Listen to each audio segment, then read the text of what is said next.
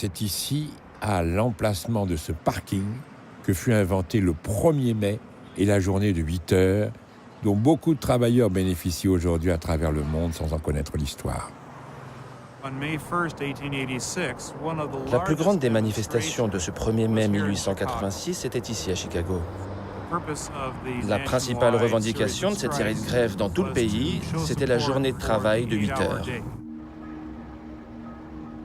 À la fin du 19e siècle, les journées de travail sont de 10 heures, 12 heures par jour, 6 jours par semaine. En 1886, le mouvement pour la journée de 8 heures s'étend à travers le pays. Et le 3 mai 1886, manif devant les usines McCormick, la police tire dans la foule, 4 ouvriers sont tués et des dizaines sont blessés.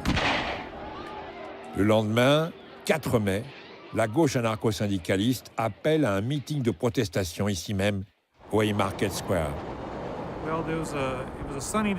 C'était une journée ensoleillée.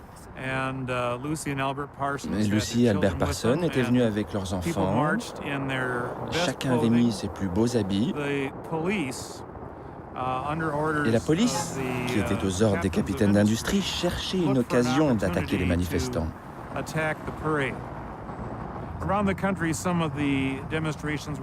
Ailleurs dans le pays, certains cortèges des manifestants ont été attaqués par la police. Et ici, à Chicago, où la manif était bien organisée, ils n'ont pas eu cette opportunité. Et donc ça s'est très bien passé. La foule est ensuite venue vers ici, à cet endroit, et les orateurs sont montés sur une charrette pour s'adresser à la foule. Au moment où la manif se disperse, un bâton de dynamite est lancé sur les policiers. 8 policiers sont tués et une soixantaine sont blessés. En réaction, la police tire dans la foule. 2 sont blessés. Et on ne sait pas combien de morts parmi les ouvriers. Qui a balancé la bombe? On n'a jamais su.